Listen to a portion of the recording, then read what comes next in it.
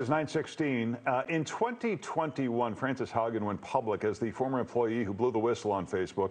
She testified before Congress disclosing tens of thousands of internal documents about what the company knew about its impact on teen mental health, the extent of misinformation on its platforms, and the videos being used to incite violence. She is now sharing her story and why she chose to speak out in a new book called The Power of One: How I Found the Strength to Tell the Truth and Why I Blew the Whistle on Facebook. Frances joining us live this morning. Good morning to you. Good to see you, Frances. Good morning. Good morning. So first, talk to us about what the turning point was for you. What made you say, you know what, I have to go public with this? When companies want to change their behavior, like think about how hard it is for an individual to change. When you scale that up to a group of people, it gets incredibly hard. If you want to successfully change, one of the key steps in that roadmap is you have to appoint a vanguard, where you say, these people are the future. They're going in the right direction. The leadership will protect them. For 4 years, Facebook did exactly that. They had a group called Civic Integrity that was intended to help Facebook be a positive force in the world, positive force in society. After the 2020 election, they dissolved that team, which was my team. And at that point, I felt that there was no way that Facebook could save itself. So is there a reason why government has not stepped in to try and regulate some of these problems? Great question. So governments have stepped in other parts of the world. So the European Union last year passed a generational law called the Digital Services Act, which gives the public the right to ask questions for the first time. And that might not sound like that big a deal, but up until that law was passed, Facebook and other big tech companies could hold all of their secrets, behind a curtain on their data centers, and even very basic questions weren't getting answered, like how many moderators spoke French, spoke German. The other thing that's critical in that law is that for the first time, platforms have to disclose risks they know about.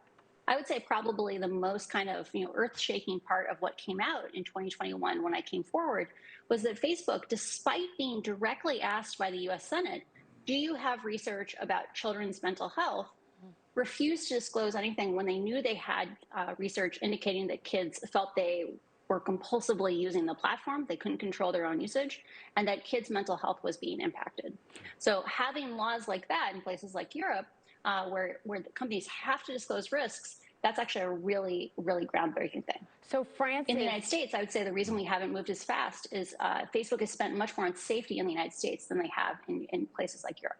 So Frances, internally, what changes have happened at Facebook, Meta, since you came forward? That again is a great question. Facebook made huge strides forward for about a year after I came out. They doubled down on safety. They spent twice as much as they had historically.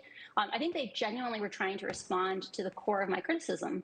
But when Elon Musk bought Twitter, he demonstrated that you could reduce the size of a company by 75%, even if that came at the cost of public safety, and there wouldn't be any consequences. Mark Zuckerberg has said in the last few months that the reason why he let go 20,000 employees, many of them safety employees, was because Elon Musk proved you could rip the Band-Aid off, and that there was without there being consequences. So I'm very worried about what will happen in, say, the 2024 election. Does Zuckerberg control the algorithm for the most part himself, and what is your opinion of him? So the algorithms that drive all of our major social platforms are very complicated, and they have large teams of people who oversee how they work, making sure they stay up and perform correctly. So Mark definitely doesn't have his fingers directly on at least the algorithm itself, but he does set the tone for the company, and he does set the management culture. At Facebook, and this is a core part of what I walk through in the book, there was a culture that devalued human judgment, human leadership, people raising their hand and saying, I think something's wrong, because they wanted to have objective metrics that would govern the company. That culture comes from the top down.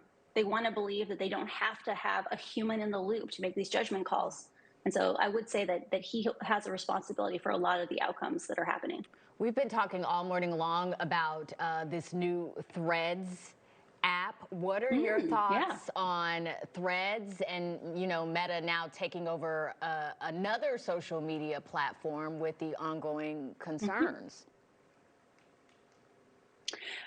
So I tell a bunch of fun stories about how crazy things were at Google back when Google Plus launched. So for those who remember, maybe 12 years ago, Google tried to launch a Facebook competitor, or really something that was closer to a Twitter competitor.